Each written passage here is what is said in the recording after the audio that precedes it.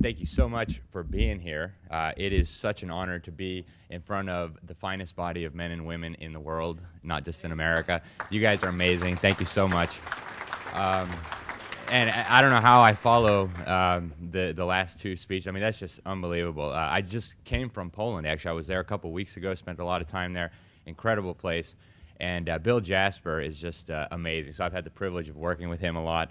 And I talked to him this morning about Trump. So we went through some of this. So I know there's a lot of different opinions about President Trump in this audience and among the Birch Society. I get emails and calls from a lot of members. They say, well, you know, don't you think he might be an agent of the insiders, a part of the conspiracy?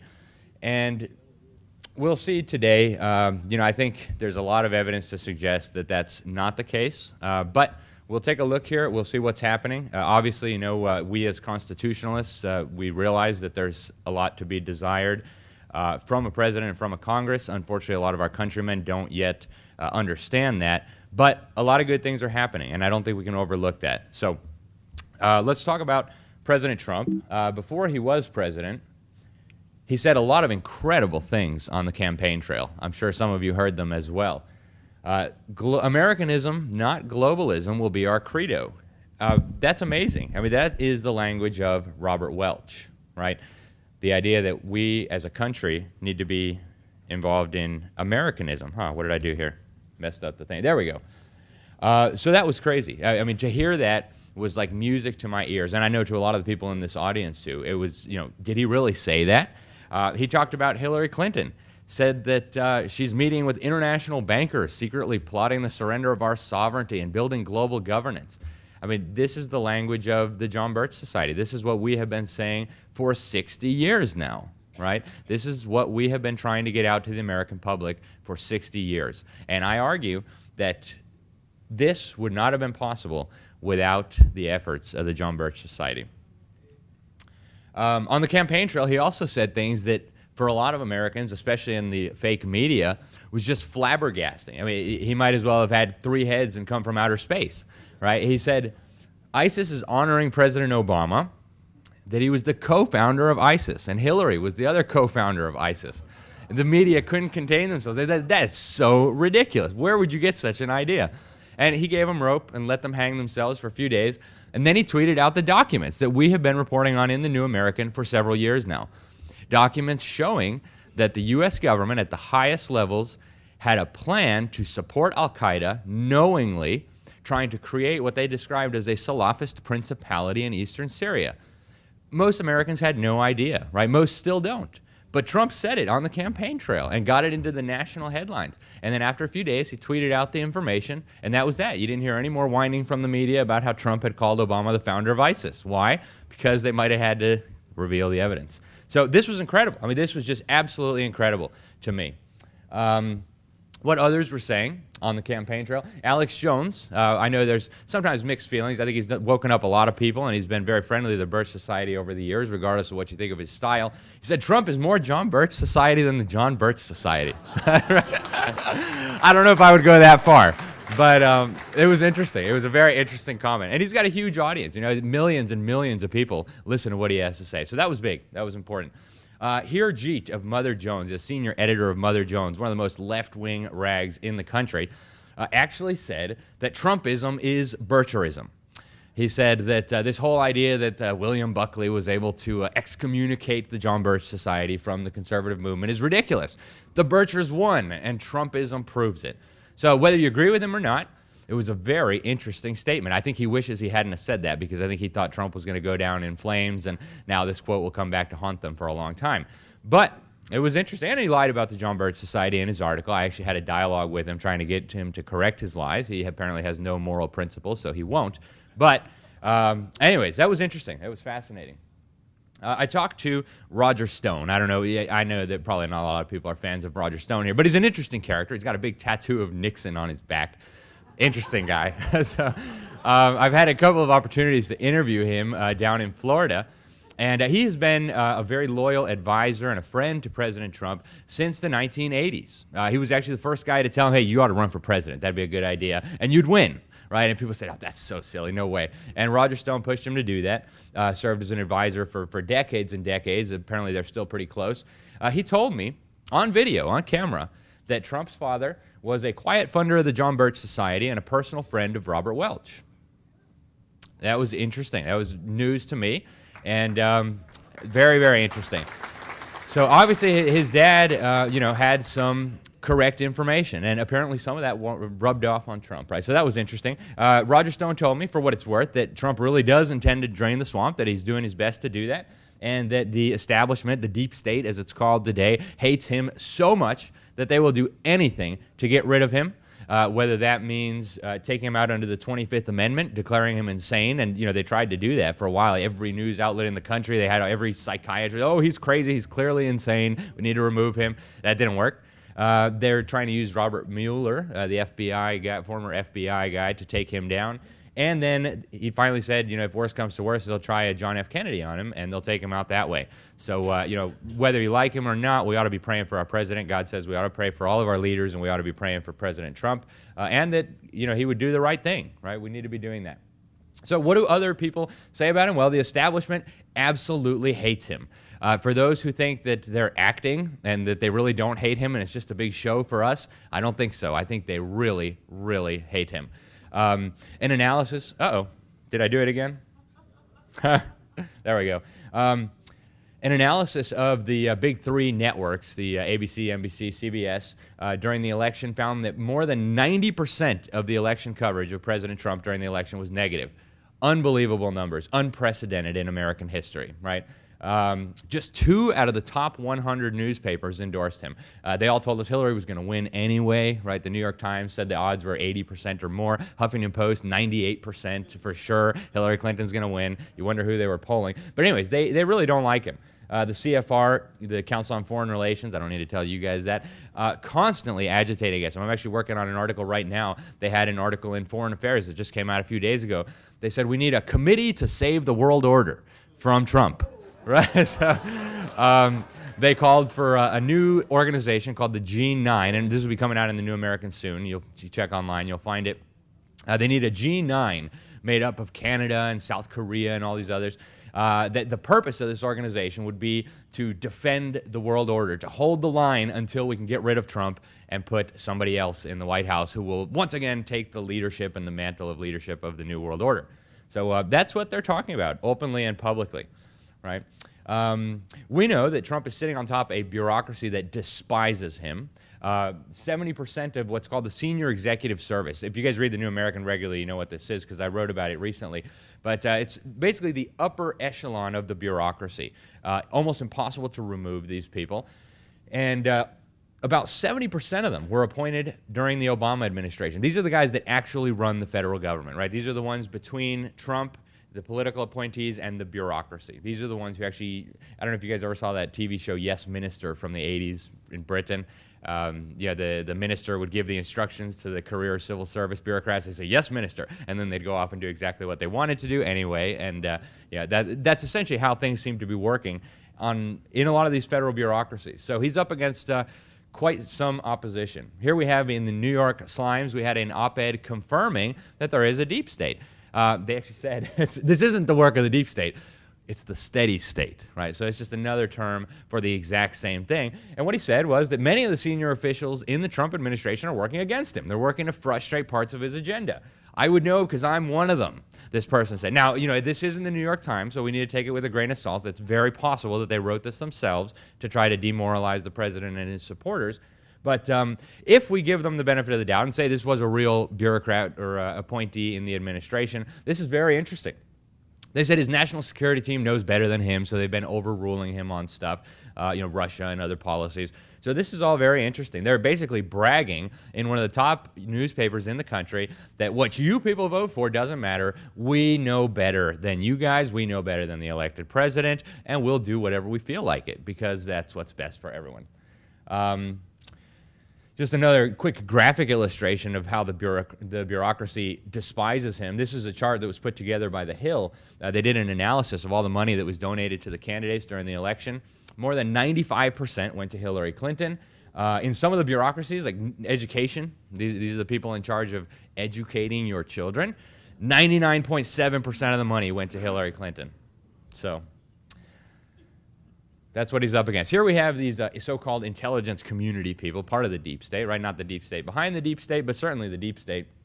This one used to work, high-ranking official in the intelligence community, said, now we go nuclear, right? As Bush would say. The intelligence community has decided that the war is going to go to new levels, and he will die in jail. They're talking about your president.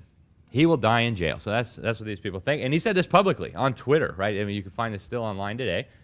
Here you have Chucky Schumer, the senator from New York. And he said on national television with that guy, Rachel Maddow, let me tell you, you take on the intelligence community, and they have 6 ways from Sunday to get back at you. So even for a hard-nosed businessman, he's being really dumb to do this. He was talking about how Trump had stood up to the CIA and some of the elements of the intelligence community. This is incredible stuff. I mean, if we had said this a few years ago, they would have said, oh, there goes those tinfoil hat-wearing John Birchers talking about the intelligence community.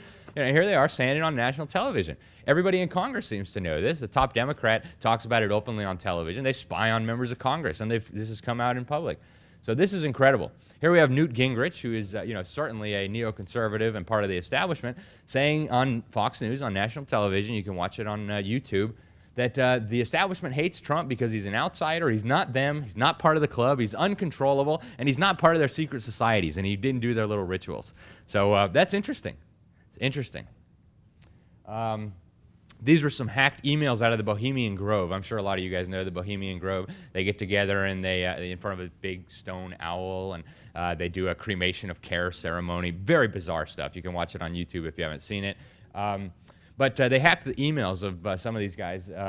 Stephen Harper, the Canadian Prime Minister, and Colin Powell.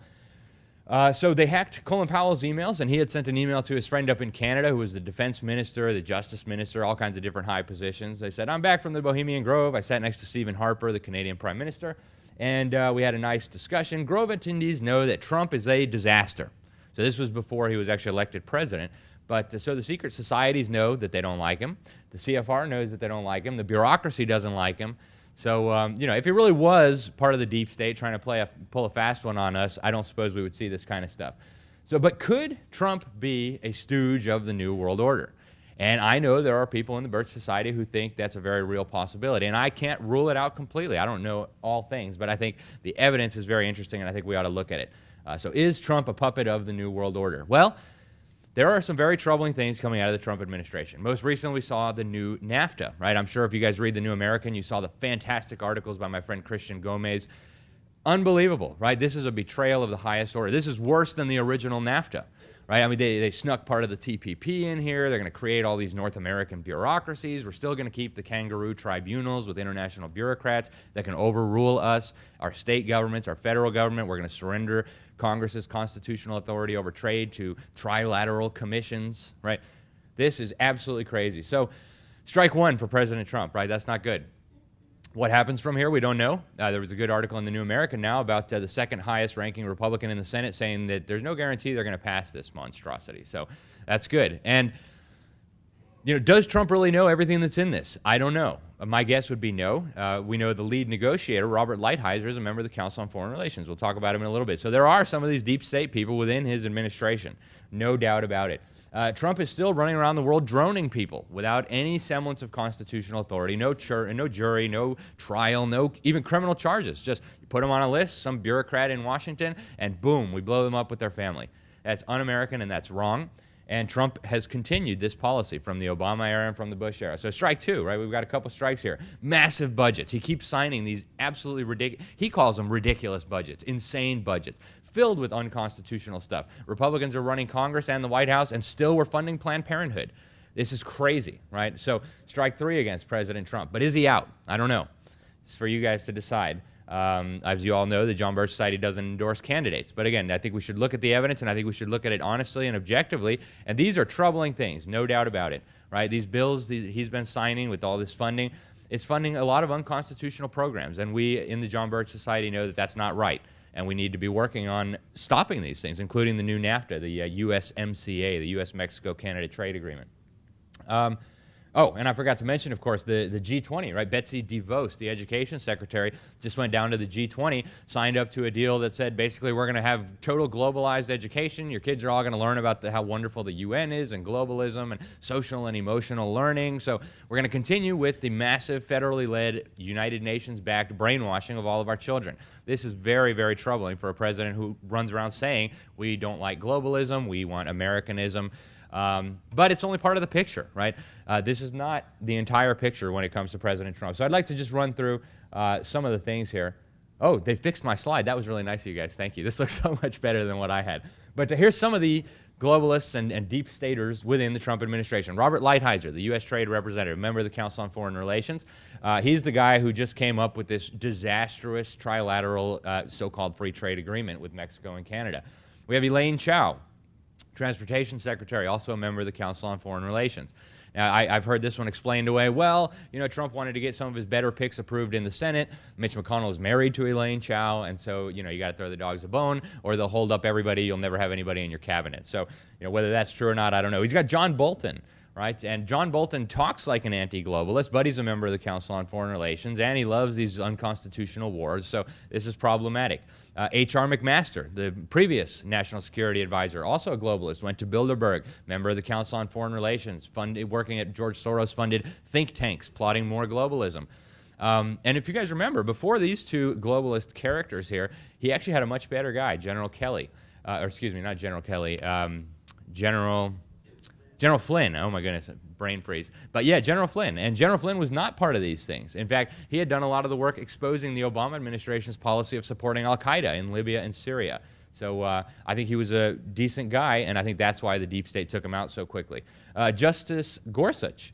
You know, whether he's going to be a good justice or not, I don't know, but he was a member of the Council on Foreign Relations at one time. We have the membership records proving it. He's not anymore, for what it's worth, but he was at one time. Here's some other ones. Dina Habib Powell, she's now gone, but she was Deputy National Security Advisor, member of the CFR, member of the Trilateral Commission. We have Rick Perry, she went to Bilderberg. We have, is that time clock frozen? We have Rick Perry in the Energy Department, which he once promised he was going to abolish. And he has been to Bilderberg. We have Wilbur Ross, the Commerce Secretary, literally worked in a high-ranking position for the Rothschilds, right? If you guys know the Rothschilds, you know they are big, deep state people, right? You have James Mattis, the Defense Secretary, has been to Bilderberg. You have Steve Mnuchin, Treasury Secretary, was a member or is a member of the Skull and Bones Secret Society with the Bushes and John Kerry and all the rest of these guys. So we have a number of these people in the administration who are very troubling. Now, I'll be the first to say it's a lot less than Obama had, it's a lot less than Bush had, it's a lot less than Clinton had, and that's refreshing. Guys, I am wondering how much time I have left, just so I know whether I need to speed up or slow down. So if it would be possible to have a more accurate count, that would be really good. So now let's look at actions, not words, right? Aside from some of his appointees. He is and has been exiting globalist organizations that are crucial to this little new world order they want to build. He's been tackling the suicidal trade policies with China. Some of these are existential issues, right? America cannot continue to survive as a free and independent nation if we don't deal with these. The immigration tsunami, right? Trump is doing his best to get a handle on this in the face of a hostile Congress, a hostile media that says any immigration control is racism, sexism, xenophobia, all the rest of it. He's been exposing the lying media.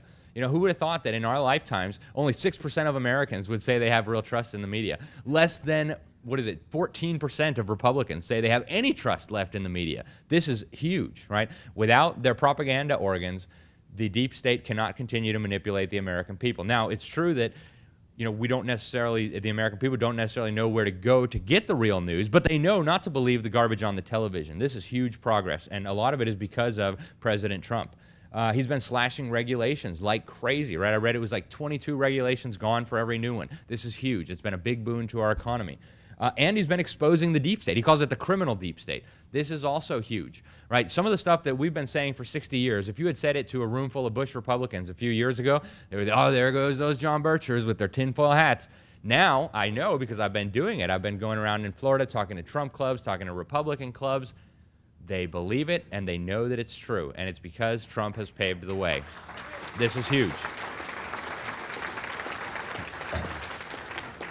So let's look real quick at some of these. Can anybody give me a time count, since I'm sure that clock back there is wrong?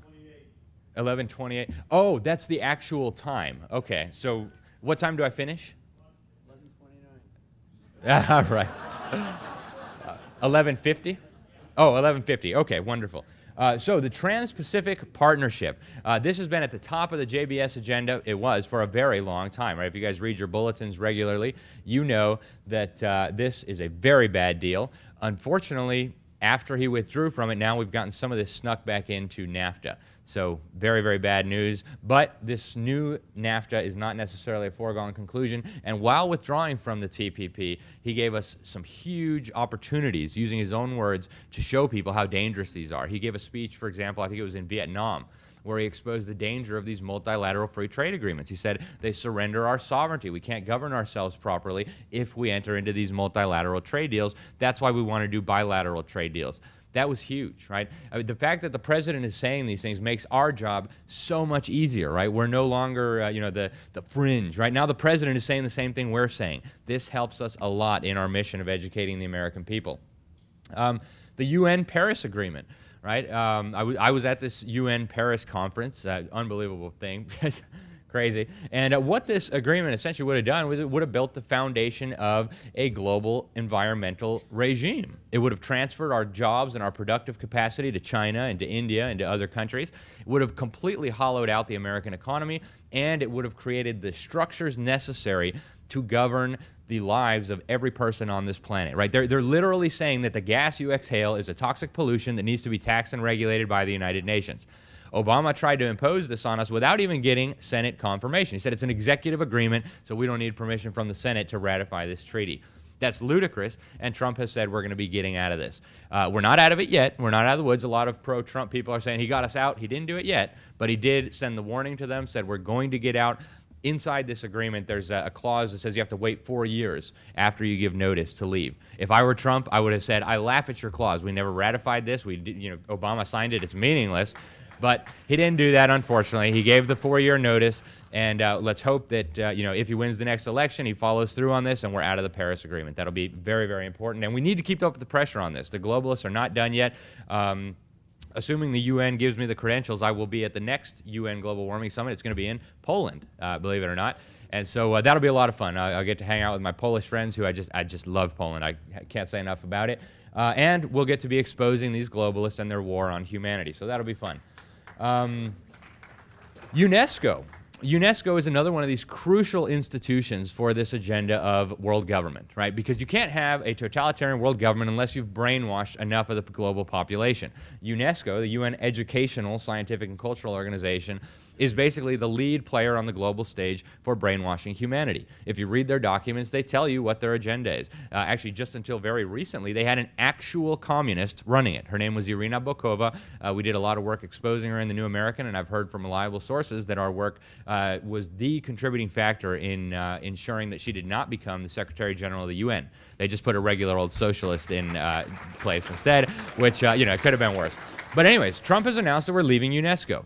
That's huge. Now, Betsy DeVos is still running around promising that we're going to continue implementing these things, but exiting UNESCO would be huge. Now, we're not out of the UN yet, which would be nice, but exiting their brainwashing program would be a very huge step forward. These are the people who want 5-year-olds to be indoctrinated with global standards into the LGBT agenda.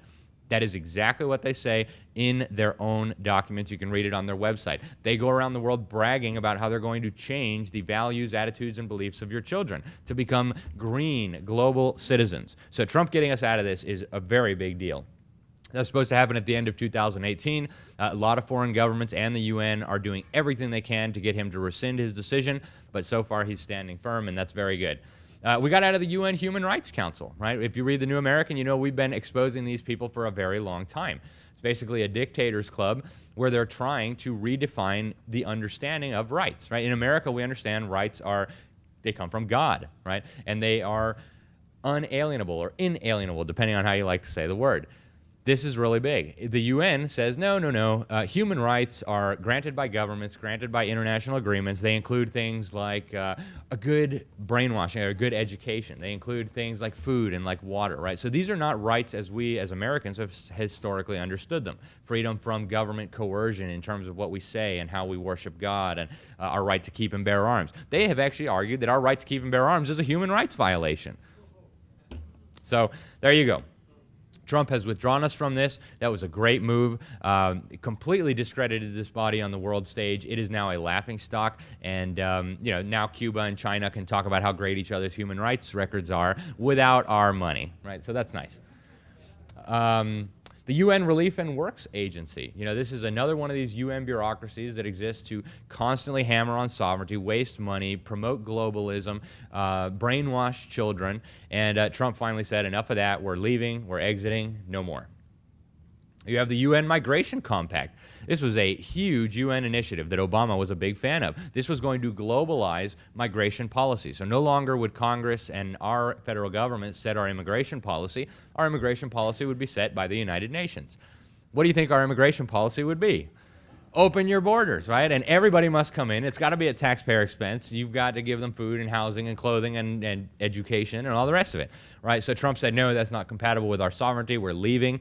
And that was the end of that. And that gave cover to other governments to also say, no, sorry, we're not doing that, right? I was just in Hungary a couple weeks ago, had an opportunity to interview the Secretary of State for Public Diplomacy. And, you know, this is another big point that they're on, right? We are not going to accept the UN flooding our countries with people from alien cultures who don't speak our language, who have no interest in becoming Americans or Hungarians or whatever it is. The mass migration agenda is a crucial part of the deep state. So if you get the Deep State in Action special issue, you'll see this is a crucial component of their war on national sovereignty, in their war on our liberties, in their war on our Christian civilization, on our Western Christian civilization. Without this, it becomes much harder for them to succeed. So Trump standing up to this is huge. And again, you know, very, very important stuff happening. The International Criminal Court. Right? The U.S. government has never technically signed up, although we did try to get everybody else to sign up. And now the Trump administration has openly mocked these people on the global stage. They said, if you try to take an American before your court, we're going to prosecute you, we're going to freeze your assets, try it. Right? So that was good.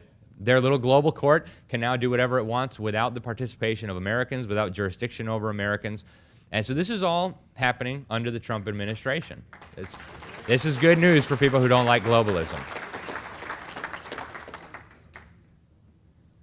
Now, obviously, the deep state is not just going to say, oh, okay, you can blow up our world order and we're just going to sit back and enjoy it, right? So they're not going to do that. They're going to do everything they can to try to stop this process. So they thought they were going to use this character here as their Trump card. And, you know, he's brought down a lot of Trump's key people. Mike Flynn, for example. You know, there's a couple positions in the administration that are absolutely key. And the National Security Advisor is one of those positions. I mean, they have massive leeway over incredibly important policies on how our federal government operates. So Mike Flynn, who I consider to be a patriot, he was not a member of the CFR, unlike so many of these others. He was the head of the Defense Intelligence Agency, and he went on international television and said, hey, I told the Obama administration it was a really dumb idea to give aid and weapons to Islamic terrorists in Syria to overthrow a foreign government, and they did it anyway. Right? So, I mean, this was like a nuclear bomb of truth dropped on the Obama administration. You know, a person who was affiliated with the deep state, which is trying to do all these machinations, would not have done that, would not have said those things in public. So Mike Flynn was a good guy. That's why they had to take him down. Paul Manafort, you know, whether he's a good guy or not, I don't know, but he ran Trump's campaign very successfully, got Trump put into the White House, and so they had to take him down too, on things that had absolutely nothing to do with Russia collusion, right? Apparently he didn't cross all his I's and dot all his T's, or however that goes, on his taxes, like years ago, right? And so now they said, well, we're going to bring you down for that, the special counsel. And they did, right? They got him convicted.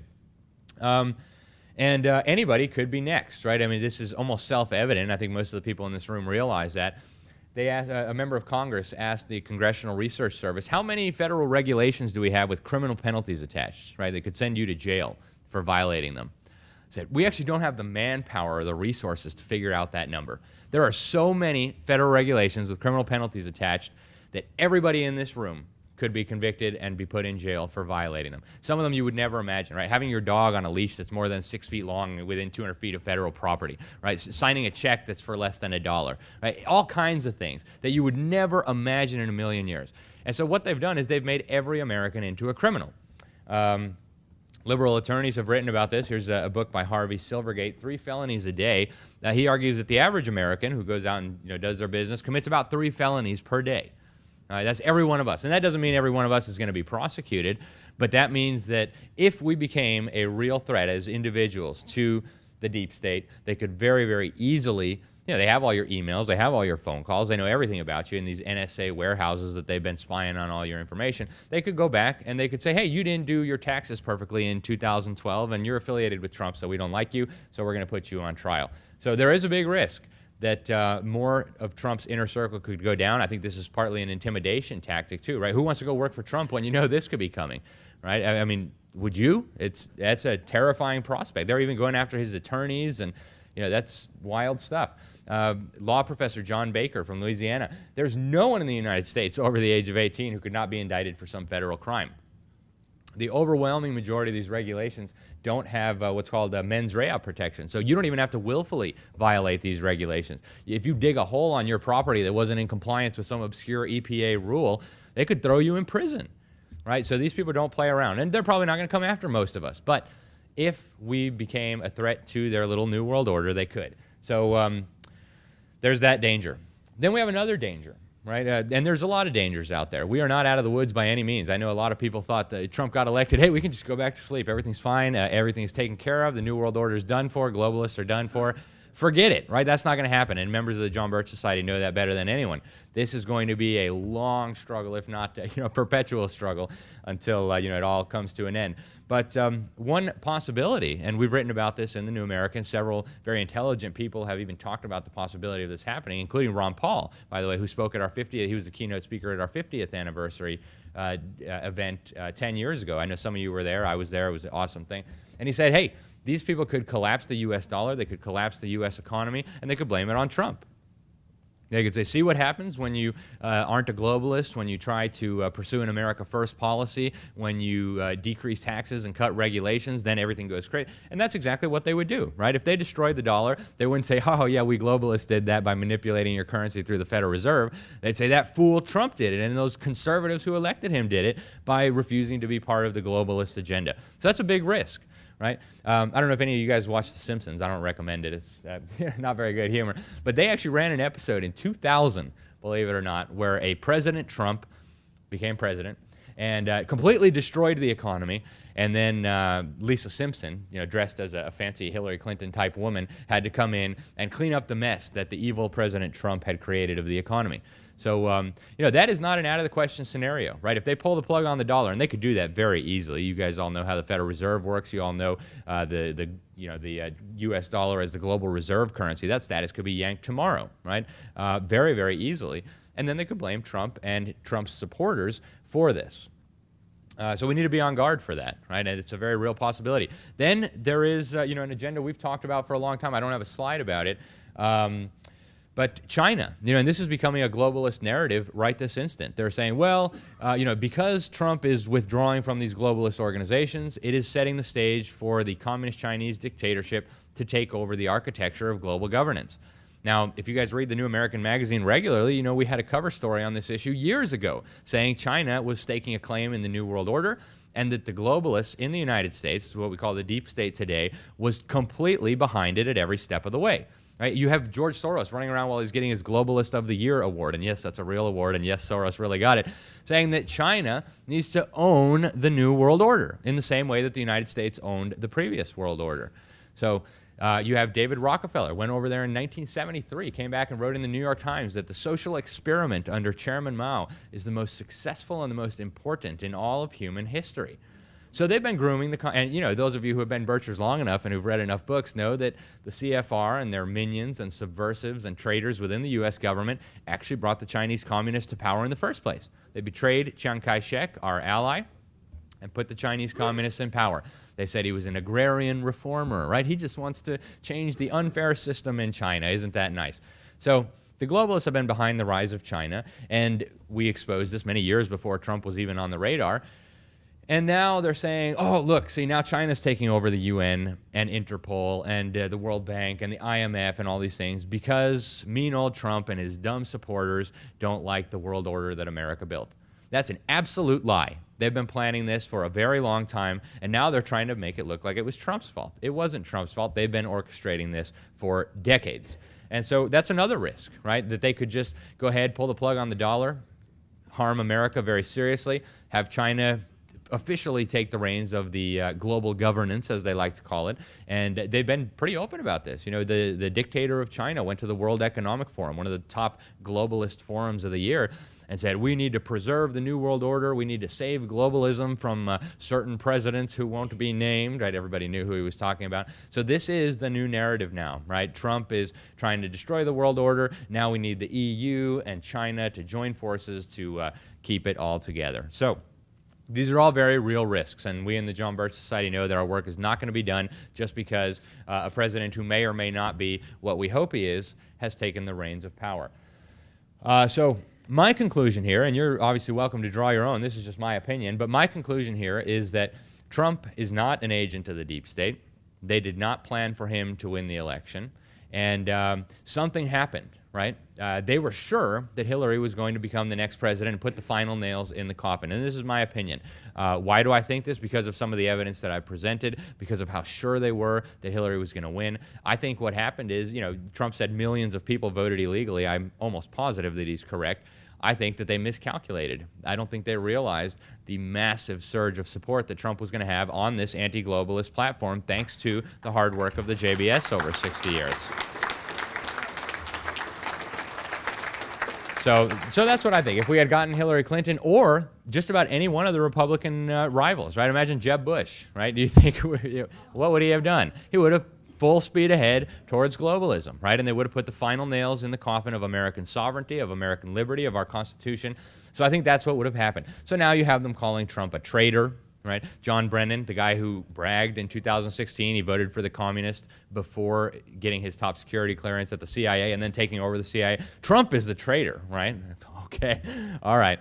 And so I think at worst, you know, assuming Trump is not who we want him to be, then we have a reprieve here, right? We maybe have some more time to educate enough Americans on what we're facing and get this house back in order. Because we know that unless we educate the electorate, we're never going to win this battle. We're going to lose. So we have to get the American people educated. And so I think in a worst-case scenario, we have a little bit of extra time now to educate Americans. And we have somebody in the White House saying, in many cases, the same things we've been saying for 60 years. Did anybody get a chance to hear his speech at the United Nations General Assembly the other day? That was amazing, right?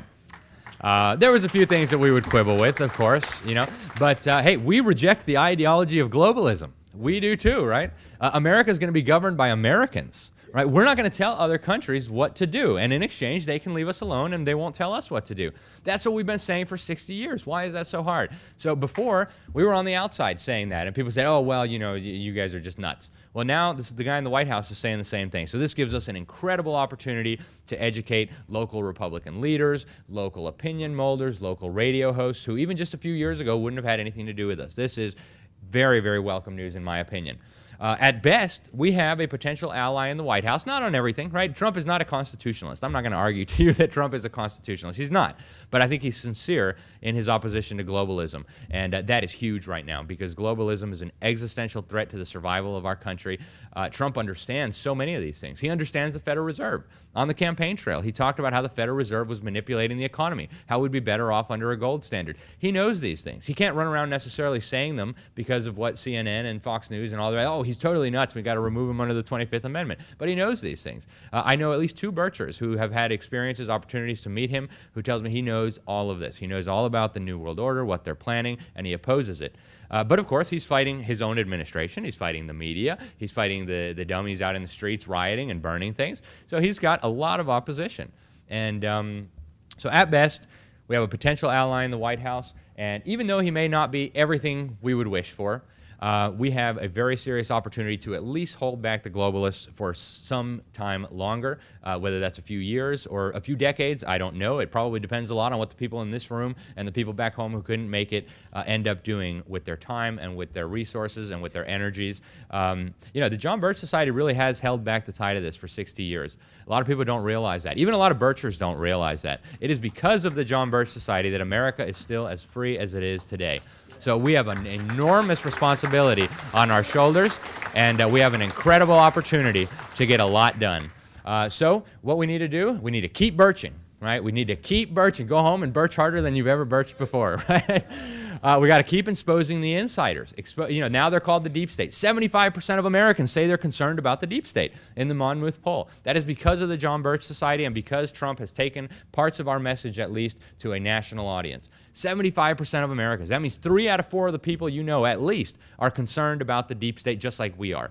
We have the opportunity, we have the resources, we have the special issues in the books to give them a clearer picture of what the deep state is. So, even if Trump is everything we hope, he obviously can't do it alone. And that doesn't mean we all need to go out there and become Trump partisans, right? And say Trump is right all the time. That's not the role of the John Birch Society, right? Our role is to educate the American people. But we need to go out there and we need to make sure the American people understand that globalism is a major threat, that we need to respect the Constitution, and with God's help, we need to keep working for less government, more responsibility, and a better world. Thank you guys very much. God bless America, and God bless the John Birch Society.